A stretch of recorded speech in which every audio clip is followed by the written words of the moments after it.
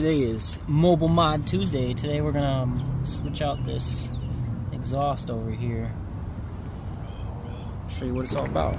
So the muffler's off. It's just a matter of 2 bolts there and then a hanger here on both sides. Really simple.